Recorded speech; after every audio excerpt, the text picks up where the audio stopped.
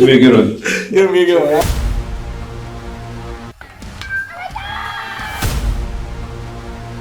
Definitely a different type of process.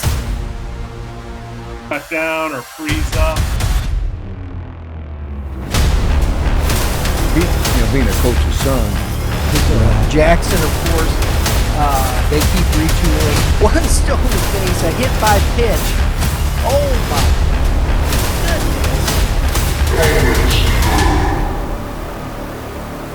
Welcome everybody to another episode of the Hitting Zone podcast. That's where we talk about baseball topics here.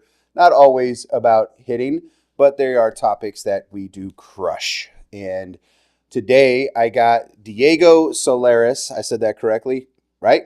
Yep. And we're going to talk about Showcase Baseball today. I think it's a great time to talk about Showcase Baseball with the high school side. Fall, it's a great time to get in front of coaches, get some metric numbers. But first, we need to make sure that we give a shout out to Game 7 Baseball. Game7baseball.com. They have their fall tournaments going on. I think they go into mid-October, so you still have an opportunity to get in. I've noticed that there's some less fall games going on overall. I try to get my 9U team in there. It's been a struggle for the dates that we can choose, but head over there, take a look at your options and see if something fits for you. Prime Sports Midwest, 3 locations, Fenton, Chesterfield, St. Charles County. Make sure that if you need a new glove, you're looking for a new bat. I think the new bats are coming out soon, sometime around mid-October. So you go over there, try out a new bat, try on a glove, find something that works for you. Diego, I appreciate you hopping on here. If you could just this is the first time on our show for the Hitting Zone podcast. You've been on YBM before, but if you can introduce yourself to the Hitting Zone fans. Yeah, my name is Diego Solares. I run and am the director of Scout Connect, which is a showcase tournament brand primarily rooted in the Metro East right now. So we're on the Illinois side of St. Louis. We've kind of started to move up a little bit more into Central Illinois, Southern Illinois, and Carbondale, Marion, Peoria area. And we run events, we run tournaments. Kind of do the whole thing: high school games, high school coverage, the whole 9 yards. So, I think it's I also have a cat that is a frequent listener or joiner of the show. Every time I join this call-in link, he decides to jump up here. So if you see a little cat running around at some point during this podcast, that's what it is. I will have to make sure that if you come inside the office to do another show, there you go.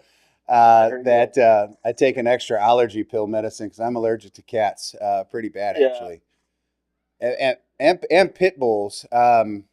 I don't know what it is about the hair. There's certain cats it's like the real thin hair cats. I actually am allergic to the cats that have no hair, whatever that goofy looking cat is. And for those people that have those, that's an interesting person to have those kind of cats. My cat's got hair. He's got hair. Yeah, I saw that. I think the Maine Coons or whatever they're called. I'm not actually allergic to that cat. But like the orange and white looking cats, not like the ones that look like Garfield, that cat gets me every time. I think it's that orange on orange crime. Anyways, it's so random. I wanted to talk Showcase Baseball right now. One, we're big into high school sports here at obviously it's Youth Baseball Midwest, but for me and my purpose, we do a lot of high school stuff. And we've sent some athletes over to Scout Connect to work with Coach Dan Seddon, and we've got some players over there, and I'm familiar with you from your experiences prior as well. What do you think is the big importance of Showcase, and specifically, like what age should we actually start investing into Showcase opportunities for these athletes? Yeah, I think that's kind of like the $1 million question, right? I've always said, and I've always thought that the summer, or I guess the winter of your junior year is a pretty good time to start going to events, to start getting onto college coaches' radars. I think the winter is tough from a standpoint of actually like getting in front of a school and whatnot. Like for example, we run this past February, we ran a winter showcase at the Sports Barn over in Illinois.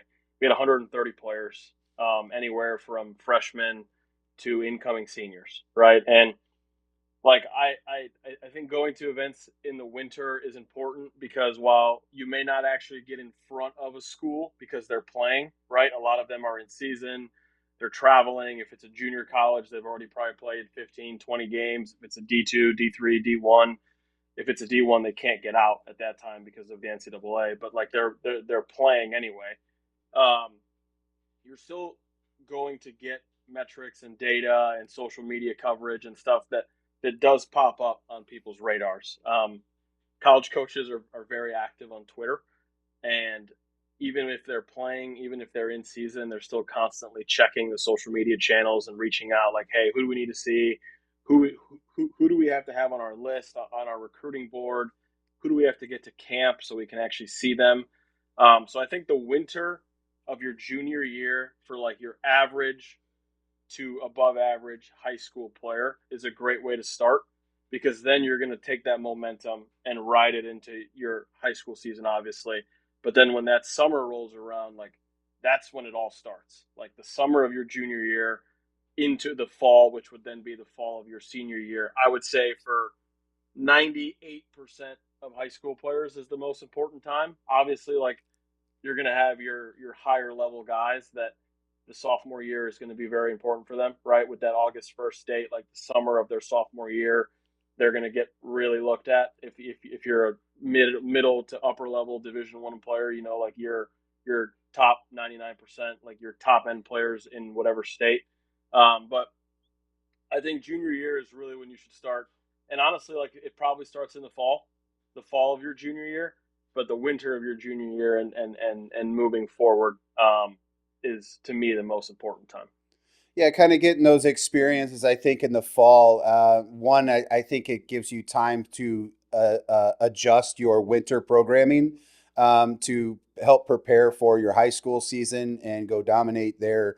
I like that you said something to me that really stuck out, and I wanted to bring up age, so don't let me forget about this because you said, that camp that you had in February, you had everything from freshmen in high school to your incoming seniors. And for me, like I struggle with a 15-year-old spending that kind of money to go. And I don't want to tell parents how to spend their money, but I feel like if you're going to spend $1,000 in showcases, I'm sure you'll happy to take it. But the key By for the me way, is, for me, that's a terrible idea. Like I'll straight up, I'll tell anybody that. Like if you're a freshman, if you're 14, 15, honestly, like I said, for most sophomores too, like that is a really bad idea to spend X amount of money on going to like a showcase event. My recommendation would be like if you're a freshman and you've never been to one, like, and you just really want to kind of see where you're at, like maybe do one, but that's probably it because the rest of that money you should invest it into like getting in the weight room, getting the right, like getting in front of the right people, getting with the right like trainers and hitting guys and pitching guys and programs and whatnot. But like if you're a 5'6", 150-pound freshman, like in my opinion, just one person's opinion, you're completely wasting your time going to an event, especially with how the recruiting rules are now. Because one, if you're 5'6" and 150 pounds, you're not getting recruited anyway. Back in the old days, but now you're especially not because they're like legally not allowed to. That's a total waste of money for me. Like if you're a sophomore and it's like, hey, I've got some tools and like maybe I have a chance of being a guy on August 1st that like people are going to call me and I've never been to a showcase and I kind of want to see what it is and I want to take BP off a TrackMan and get some numbers and I want to get off a mound and get some video and get some TrackMan data. Like I do think there's some value for it at a reasonable cost. But I'm totally with you. Like if you're just dropping hundreds upon hundreds upon hundreds of dollars to go to events as a freshman or a sophomore, I think that's a pretty big mistake. Yeah, I think that's the time that you need to invest in you because it's also going from 13, 14U going into high school. You know, you're starting to lift now. Your high schools are trying to get you into lifting. So things start to dramatically change. You talked about the 5'6" athlete that's 160 pounds, which I think is heavy. But, you know, you look at like so let's say that kid is there, but and by the time he's at the end of his sophomore year, he could have grown another 6 inches and he's Sure. 6 foot tall and he's 200 pounds, which is kind of the ideal athlete. And I think that's what people like. There's still a stereotype athlete for the most part that needs to check boxes in some of these showcases or even in the recruiting process. It's very rare that you see a 5'6" kid that's 170 pounds having these big opportunities. I know that it's out there because I've obviously played baseball with those guys. I've played base. I'm a heavy guy myself. I've played baseball. I've played college baseball, and it happens. I fully understand that there's a needle in a haystack, but there's just you know, so much out there. And I think with like Twitter, going back to a little bit about the training side, because this is what I do, you know, we can get you metrics as a freshman. You know, we can get you where you're at velo wise, strength wise, your 60s. The key there is like what I don't do is I don't go out and I don't pump Twitter. That's the athlete's job, in my opinion, is to start to pump Twitter and start to create those dynamics amongst his own profiling. And to be honest with you, I always thought it was Instagram. I thought Instagram was the place to go. And I realized Twitter actually is the Yeah. place to go. And even when I was at WashU and I was a part of that process, I didn't have to manage none of the social media. I was the eye test guy. So I would go out and I would evaluate the parents and I would evaluate things during gameplay.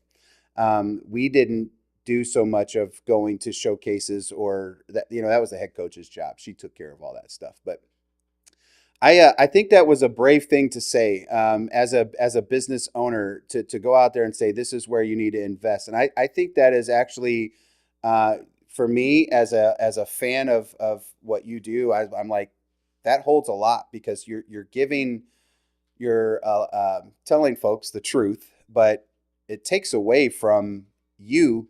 But I also think it gives more validity to the older athletes. Like it gives more time and opportunity for those players to actually be showcased instead of sitting around waiting for a 15-year-old that doesn't need to be there.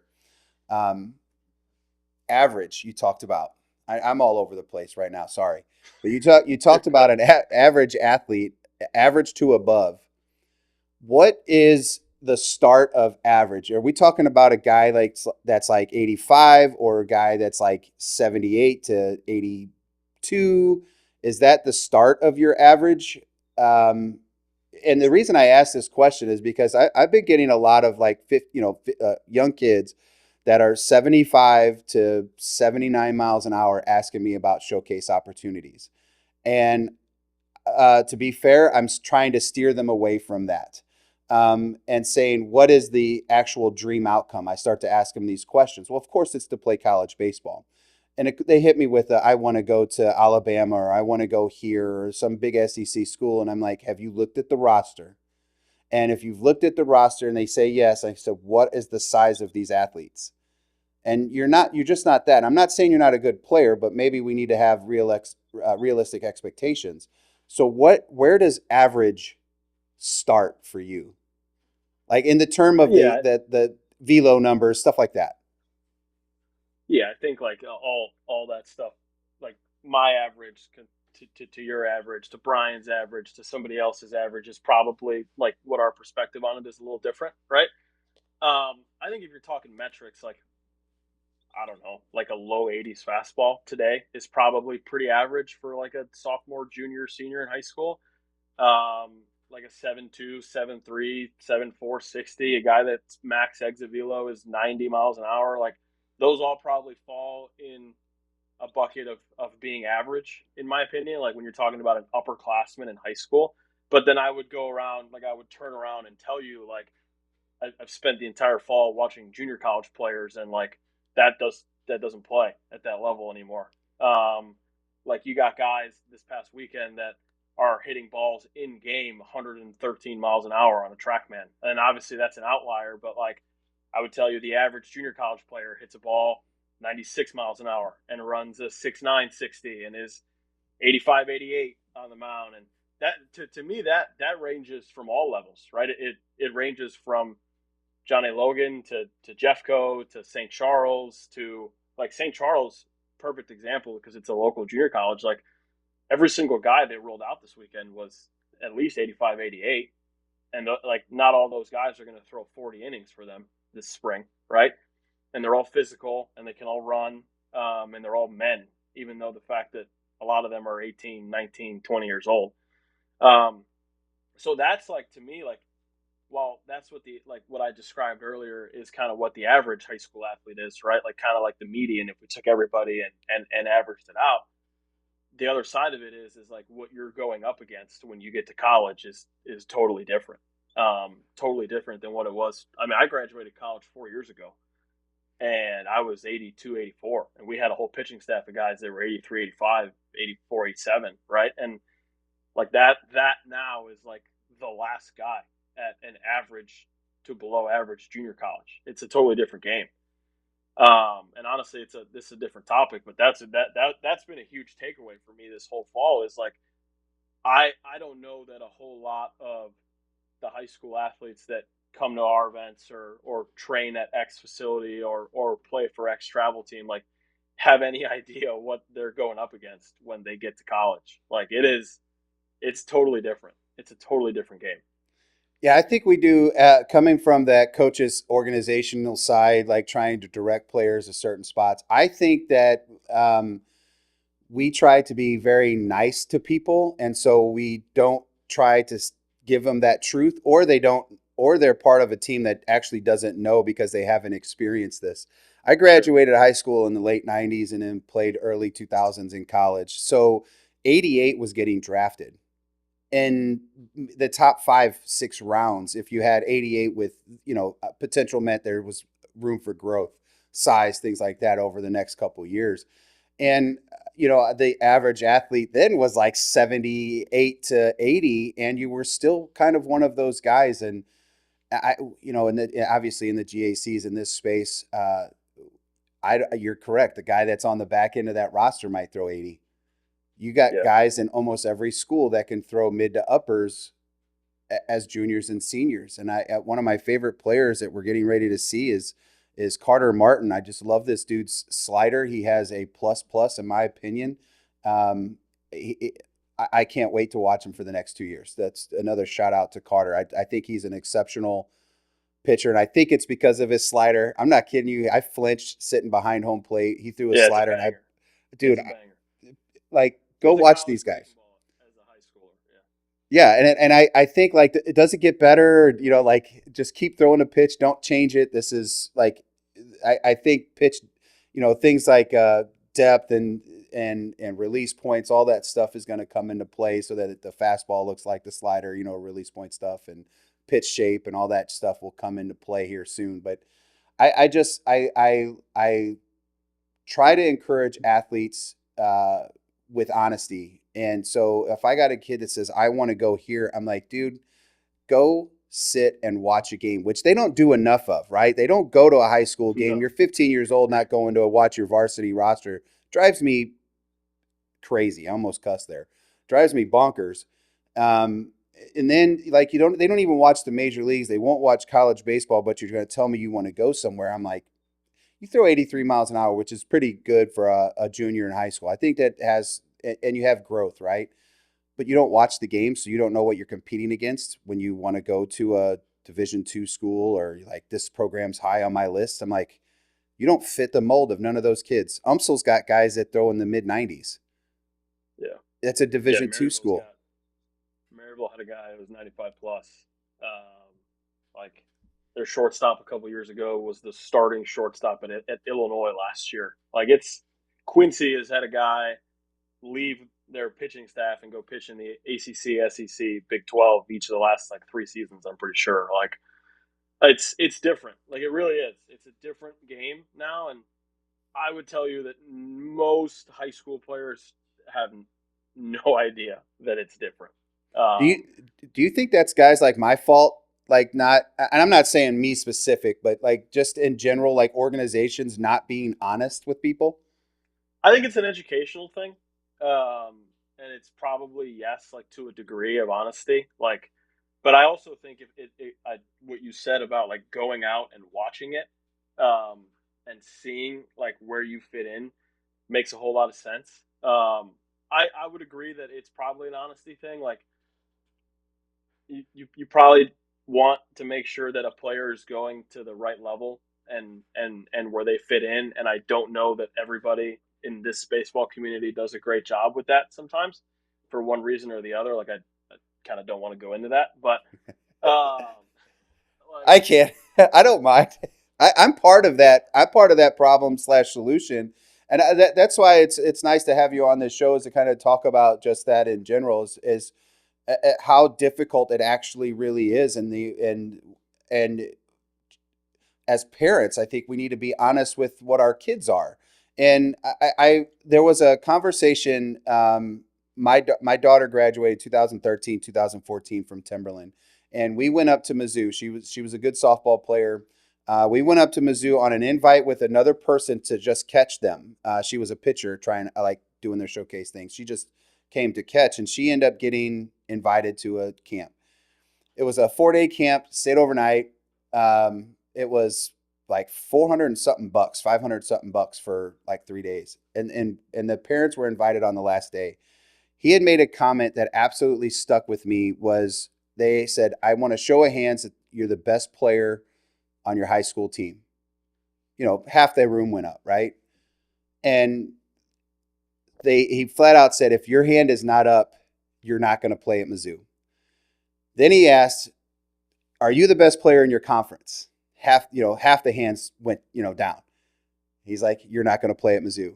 He goes, if you're not the best player in your state, you might not have a chance at Mizzou. You have to be a best player in a region. That's the players that we're recruiting first and foremost is the player that is the best player in California or the best player in an 8-state area, not just the best player at your school. And I was like, man, these people, there was probably 200-300 kids there, spent that much money, and he's telling people that like you're not going to go here. And I like, but that was it stuck with me, and I freaking loved it. And I try to bring that same honesty, fairness to people because I think they need to make those choices early because the return on investment in travel ball is not what you guys think it is. I think they spend $15,000-$20,000 over 3-4 years, and you might not have a shot. I mean, it might be a great experience, and maybe that's worth it. That's fine, but I'm thinking they need to invest in them, right? The training side, what you do to really get a good gauge on, what you are as an athlete, which kind of leads me to this next question. From a coach's perspective, this is a college coach perspective, what makes the showcase events stand out in recruiting athletes, or maybe even more valuable to recruit athletes over things like showcase tournaments or even just tournaments in general?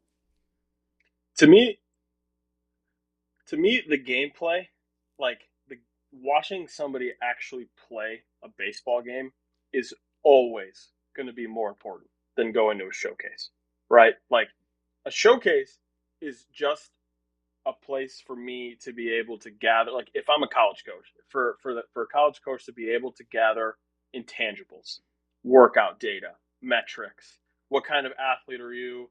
Um, Honestly, like a lot of the time, the most important part of a showcase is batting practice, because if you go watch a player in a game, like there's a chance they only swing 1 or 2 times, right? So like if you can get a gauge on 12 swings, 14 swings, what's he doing within his first 3 swings? Like I don't know very many good hitters that within their first 3 swings, it's not barrel at some point, right? Can they go backside? Can they pull the ball in the air? But the contrary part of that is like in batting practice, you're feeding a hack attack and it's throwing you a 4-seam fastball, right? Like now what happens where we go to the game where you're the 3-hole that's 6'4", 205, and the only thing you're getting is a right on right slider. Like that's the difference for me, is use the showcases to understand the type of athlete the player is, what they're capable of doing. And then the game, the tournaments, the showcase games, that gives you like what they actually do. And that will always be more important, in my opinion. Like, get the full understanding of what that person can do when it actually matters. Does the game speed up on them? Can they play at a high level? Do they have a feel for the game? Can they run the bases? Can they dirt ball read? Like, you can't get that stuff in a showcase.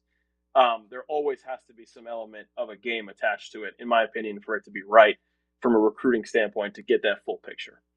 So in having those thoughts, because I kind of thought that like in today's world of recruiting, it's so very easy to pull up your numbers and see some metrics. So what is the value for a college coach in what you provide through Scout Connect, like the metrics and things like that? What is the value that you bring there for showcases? The showcase Yeah, I think style. there's two. Yeah, I think there's two. Like we run two types of events. We run our open events where it's like, hey, the player is just showing up. They're going to get all their metrics. They're going to run a 60. They'll take BP off a TrackMan. They'll get their blast data. They'll get their positional velos. If they're a pitcher, obviously they'll throw a bullpen on TrackMan. All of it's on video. So the value for that is you get the data, you get the metrics, and you can physically see what it looks like, right? Like a 98 mile per hour exit velo for one guy can be totally different for the other guy. Like, one guy is selling out, he's full bore, it's hack on hack on hack. The other dude is sitting there and he's just flicking the ball. Like, it's coming off super easy. To me, there's value in that, right? Like, you can't just look at 98 and be like, okay, this kid has a 98 mile an hour exit velo. How's he doing it? What's the average exit velo? Is his max 98? His average is 81? That means he hit one ball good and the rest of it not so great, right? Is the average batted distance 100 feet or is it 270? Because that means he's hitting the ball really hard, but it's on the ground. He's not backspinning line drives into the gap. That's the value for me in terms of like what we do on a straight up showcase is we're capturing data, we're putting it into our player profiles in Boost, and we're attaching a video to it. And by the way, we're obviously not the only people that do that, right? Like, there are multiple companies that are very large that also do the same thing. And all of it provides the same value in the fact that there's always going to be some level of context attached to the data.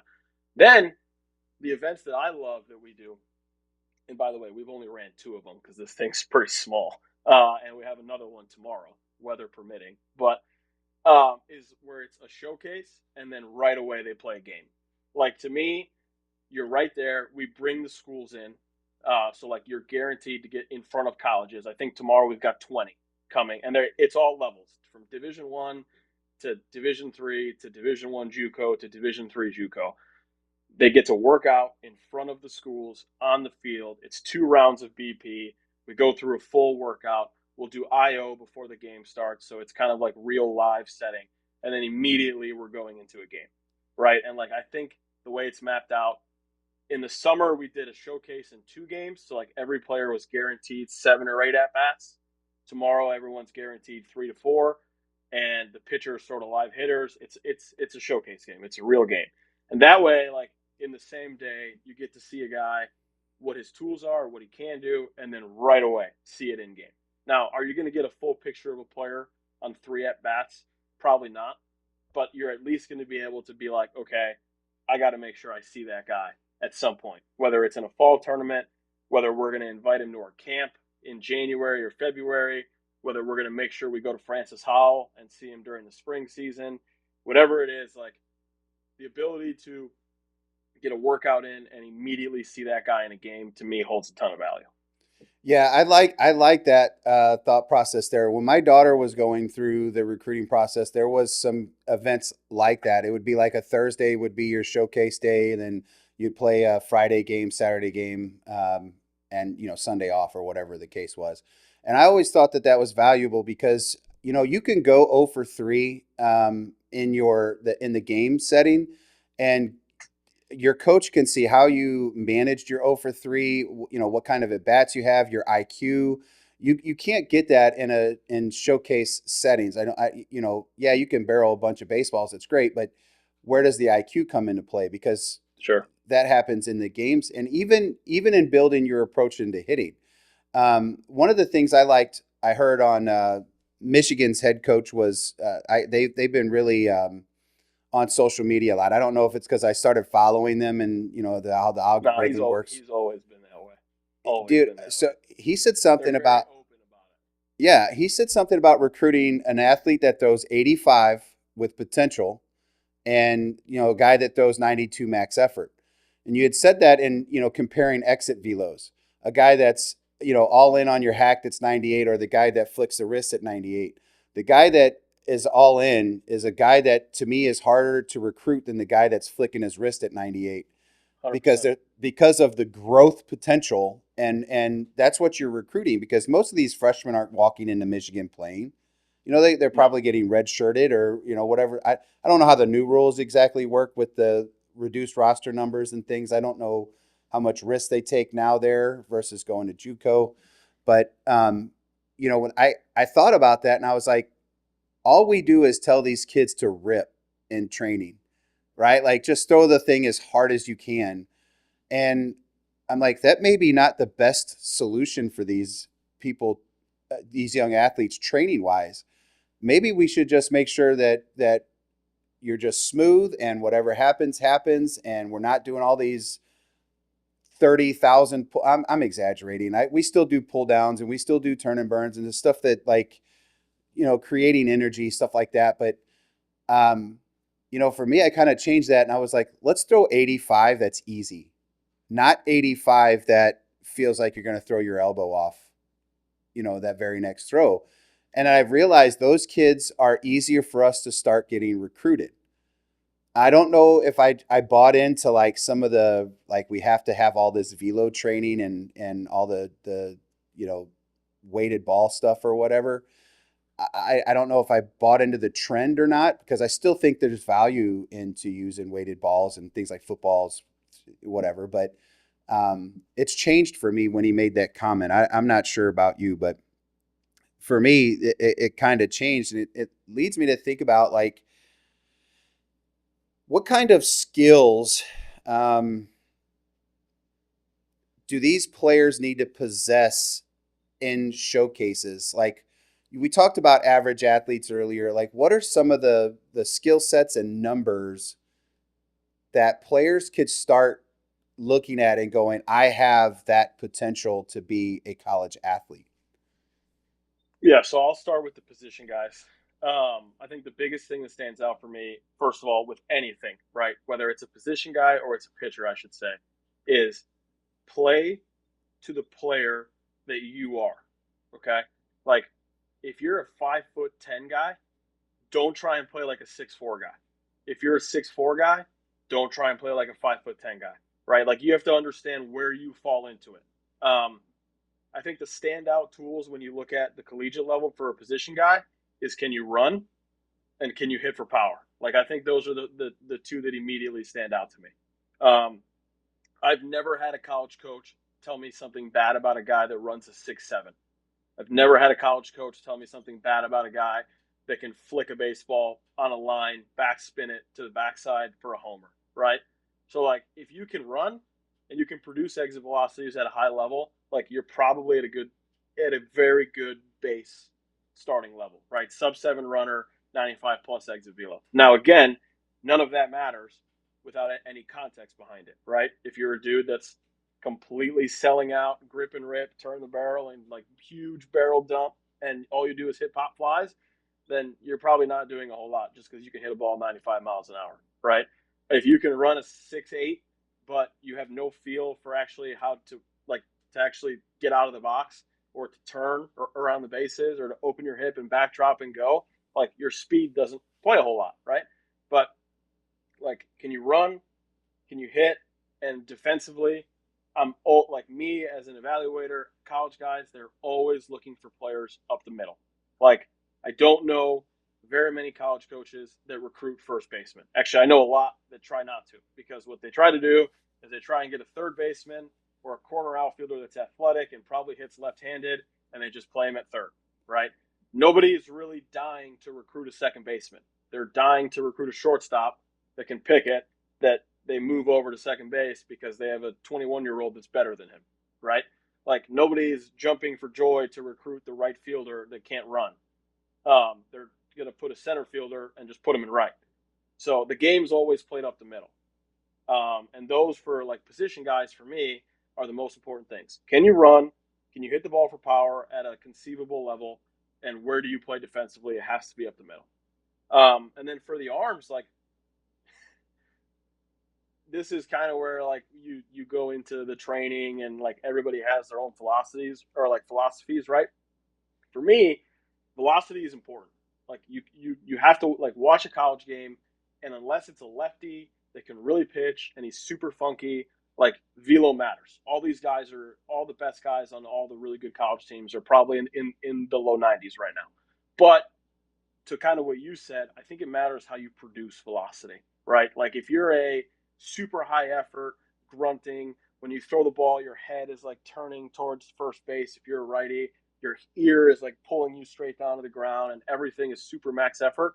Like those guys typically, even in the big leagues, tend to profile as relievers, right? Like they're back end guys. And most college coaches are not jumping for joy on recruiting 13 relievers. Somebody's got to go 5 innings at some point, right?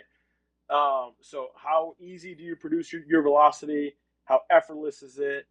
Does the arm work? Is it clean? Is it loose? Do you repeat your delivery? But I think at the end of the day, with the way the game is going, the most important thing on the mound is can you throw the little white ball over the plate? Like there are so many guys that have such good stuff that don't throw strikes that can't get guys out. Like college hitters are so good at eliminating certain pitches, at picking up on things, on saying, okay, this guy throws fastball, slider, changeup. I'm completely getting rid of the slider and the changeup until I get 2 strikes. I'm just going to sit on the fastball. And if you're a pitcher and you can't throw a fastball for a strike, I don't think you have a chance of playing college baseball. It just kind of is what it is now. These guys are too good. Like there's so many ways for a college guy to train to hit that if you cannot establish your fastball for a strike, you don't have a chance. It doesn't really matter how hard you throw unless you throw 100, really. It's just kind of the reality of it, right? Then you can go into things like, personally for me, I really like guys that can spin. I really like young guys that can spin because if you're a 14, 15-year-old and you can really spin a breaking ball, it means your arm works fast enough to get you out front to spin it. Your velocity is going to tick up quick. Like the 15-year-old that throws a 78-mile-an-hour fastball but spins his breaking ball at like 70, 71, that kid's going to throw hard one day because he can get his arm going, right? I really like lefties that have changeups. They can throw a changeup for a strike. They can throw it left on left. They can throw it left on right. All those things kind of are a personal preference type deal. The number one thing I look for a pitcher is how athletic is it, how easy does it work, and can they get their fastball over for a strike? Yeah, that's always interesting because that's all we hear is how hard you throw, and none of that other stuff really matters or profiles. Like, and I know that like the things with social media is that's all we get, right? We're not selling just the 6-7 minutes that you just took to talk about that. We're selling about 20 seconds of that, and only somebody's going to clip the fact that you said throw the ball hard, right? Like that'll be what sells on social media, and that's all we really hear. And it's like there's a young man that pitched at Fort Zumwalt East this year who I loved watching because of how crafty he was as a pitcher. 83, 85, maybe he's a little better than that. I think it was Hollingsworth for East. I think it's Hollingsworth, correct? Yeah, Hollingsworth. funky, sinks it a little bit, spins a breaking ball. I'm like, how does your hands feel after, one, catching him as a former catcher, but how does your hands feel as a hitter? Because you never catch anything on the barrel. The baseball's never there. That guy, to me, is fun to watch, especially at the high school level. I can't stand watching a guy walk the bases loaded when you throw 94.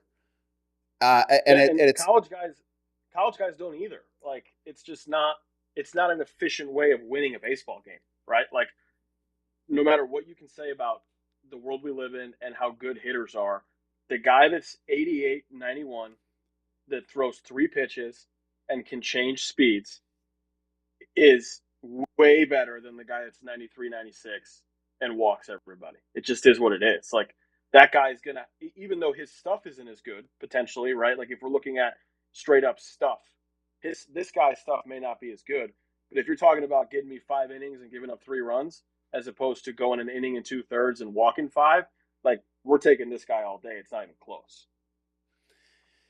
My biggest flaw when I started doing this from an evaluation standpoint was I fell in love because I was a pitcher and I wasn't a very good one. Let's just say how it is.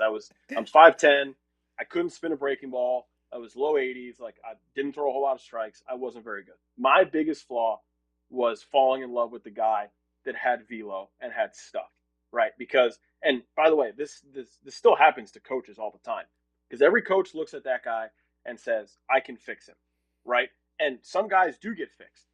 I mean, like, it's not just everybody that's 93, 95 and throws no strikes will forever not throw strikes. Some guys figure it out eventually. It just takes some time or one thing or another. But what I've realized, and watching the junior college, I've spent a lot of time watching junior colleges this fall, whether it's scout days or tournaments or going to inter squads, whatever it is, right?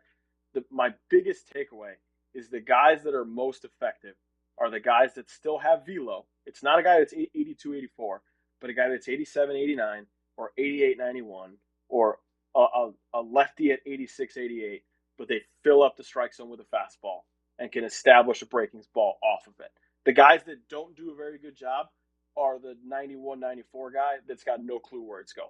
And it's a straight arrow fastball. There's no sink. There's no spin off it. He can't throw a changeup. There's no cutter, no splitter. And I used to love that guy. I used to be like, that's the guy I want. Like, give me the guy that's 91, 94, because eventually he's going to figure it out. And unfortunately, more often than not, they don't figure it out. It's just the game's really hard. And I wish that, kind of what you said earlier about training and like how we have this mentality of just like grip and rip. And I agree with you. I think turn and burns and pull downs and all those things are super important because you're teaching the body how to move fast in a tight window. And that's kind of what pitching is, right? You want to move fast in a tight window. But I think with that, we've created a lot of facility guys. And one of the guys that I trust the most with pitching, Brett Huber, who runs Maximize Pitching Lab over here in Illinois, he always talks about, don't be a facility guy. Don't be a guy that is super good when we're inside and it's controlled and you're doing your pull downs or your velo bullpens or whatever. Be a game guy.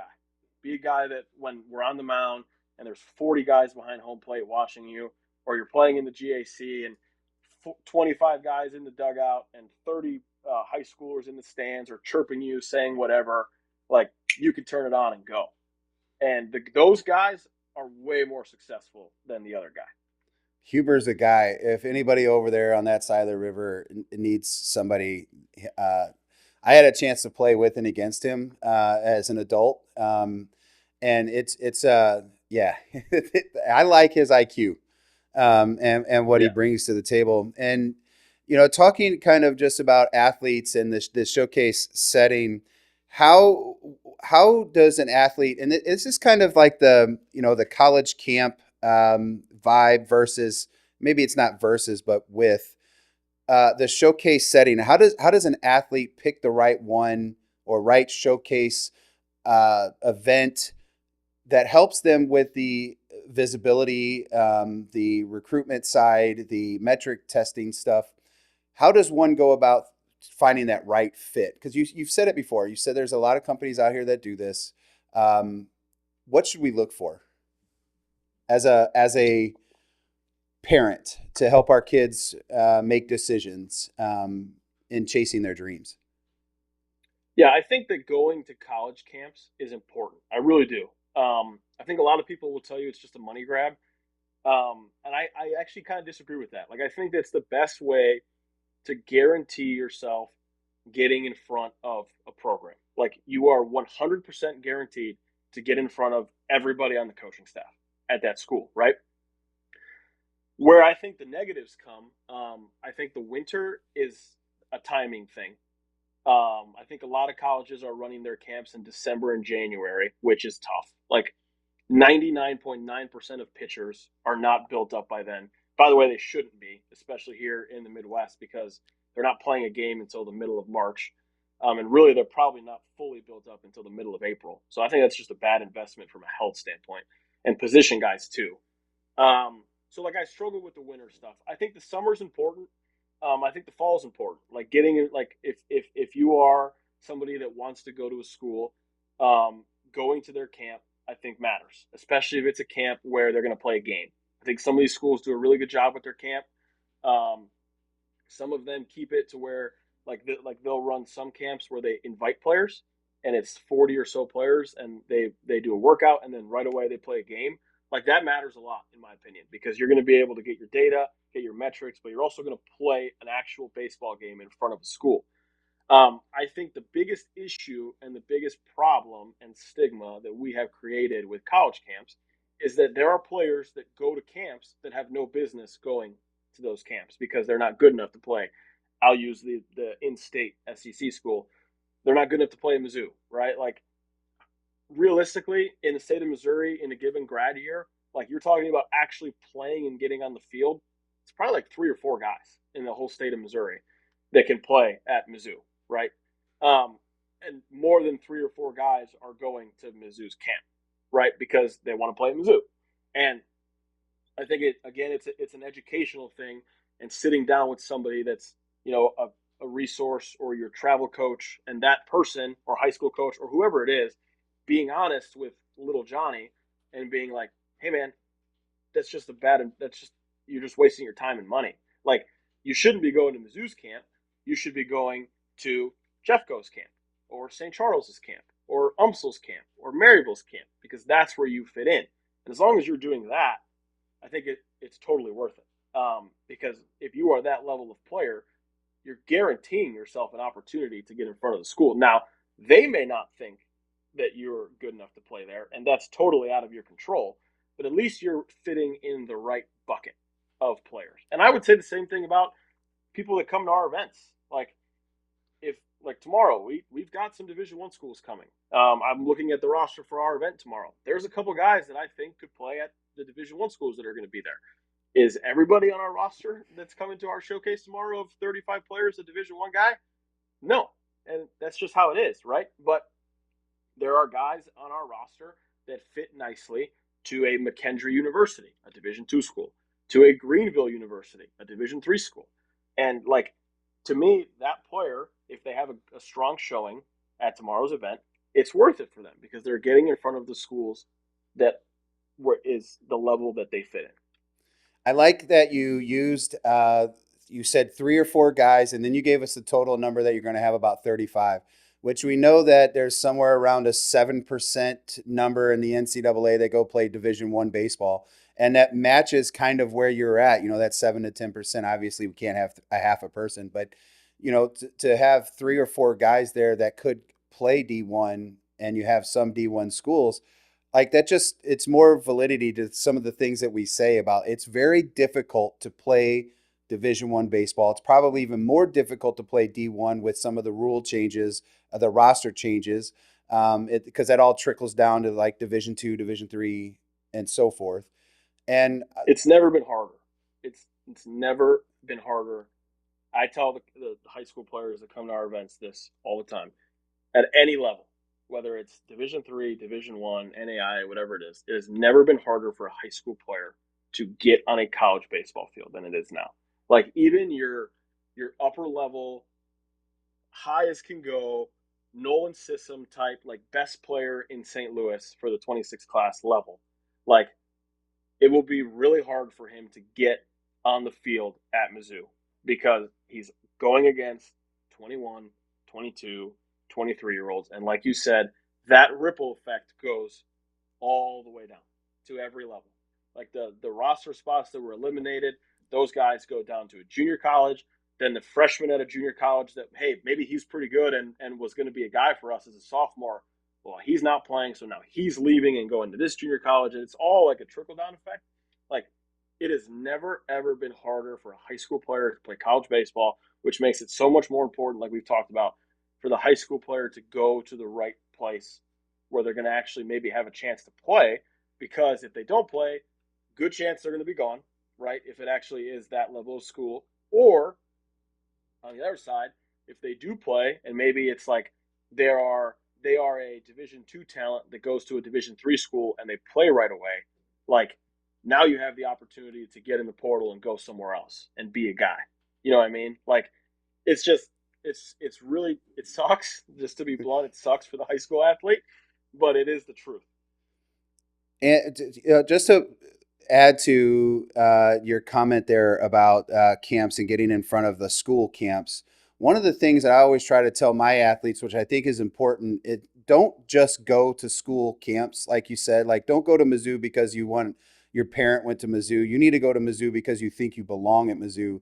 But don't just go to any college camp. Like, why go to a camp 4 or 5 hours away when you want to stay an hour away from home? Or you want to play right away as a freshman going into a school. Why are you going to certain camps that you don't belong? And I think by picking school camps, you need to pick the school that you have interest in. I know it's tough to ask a 16 or 17-year-old kid to say, hey, what do you want to do for a living, or after school, things like that. I know that's very hard to do, but why aren't we scheduling official visits to see if you like the campus, to see if you like the cafeteria? What does the weight room look like? Those things, I try to encourage my families to go where they offer you your education potentially. Like if you want to be an engineer, why are you looking at a school that doesn't offer anything to do with engineering?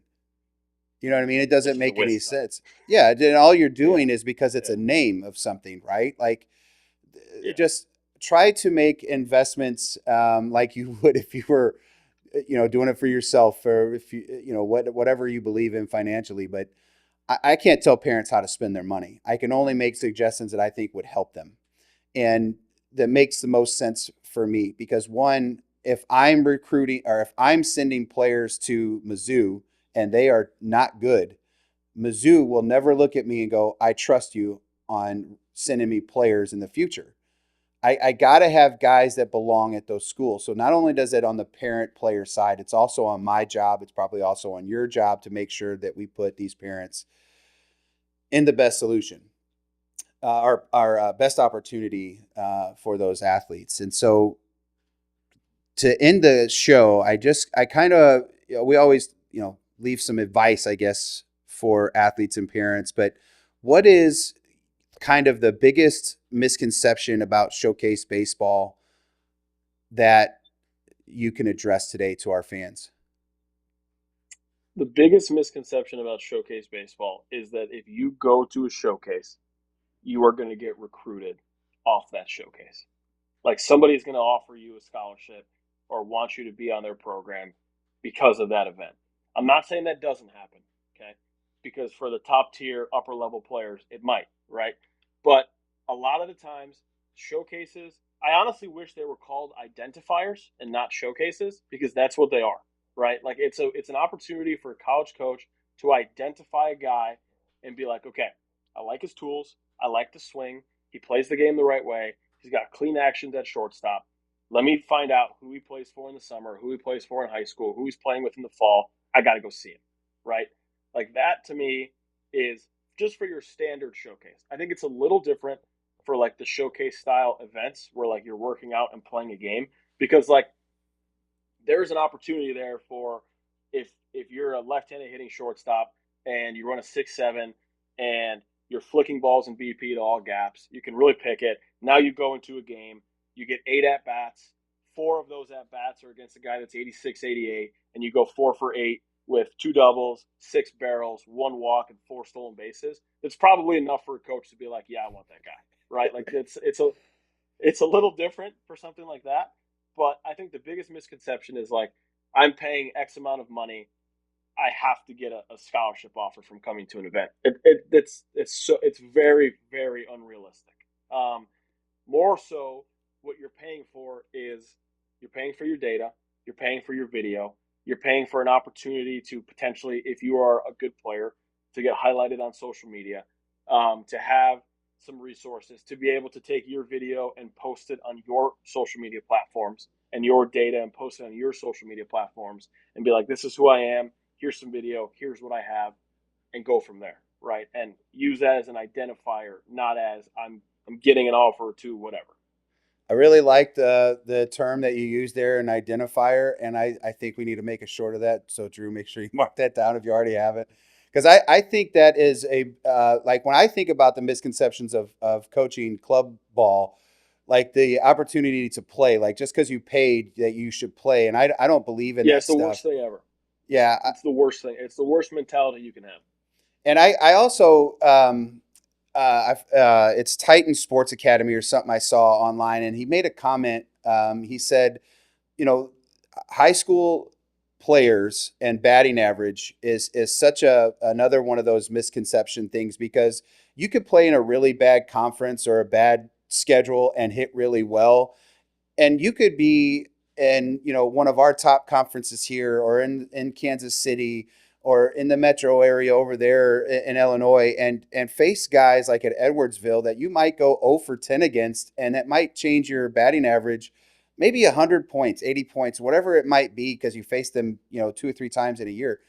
Like, that coach doesn't look at that and go, oh wow, that kid hit 500 over here in the suburban yellow or whatever. I know there's some good teams over there, but that doesn't mean the same if you're hitting 500 against some of these top, conferences, and especially like when you get into Texas and California.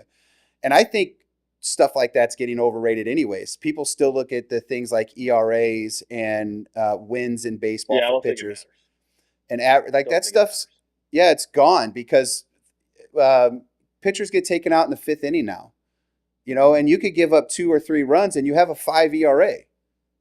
But you Yeah, only gave up 2 or 3 runs. It's like that stuff we got to get away from, thinking about those kinds of numbers. And counting stats seem to be something I think is kind of changing too. Your hits. I think K per nines and strikeouts, those things still matter. Your WRC plus and all these you know sure. goofy I actually metrics. think I actually think like from like on your perspective about statistics and stuff at a high school level, I think if a college coach is looking at high school stats, they're looking at the bad ones, not the good ones. Like, okay, you hit 390 in high school. How many times did you punch out? Did you punch out 30 times in 100 at bats? Because if you punched out 30 times in 100 at bats in high school baseball, what's it going to be like when you get to college? It's going to be real bad, right? If you're a pitcher, like, I don't really care what your ERA is. You could have a 6 ERA, okay, and you throw 50 innings. If you struck out 70 guys and walked 10, you're probably going to be okay. It probably just means that your defense or your catcher are not very good, right? Like, so I would tell you, I fully agree with what you're saying about high school stuff, because it's so hard to find context behind the good numbers. Now, if you're hitting 450 with 10 homers and 50 walks to 10 strikeouts in the GAC, and you're playing Howell, Zumwalt West, and all those schools, you're probably doing something right. Like, that probably has my attention.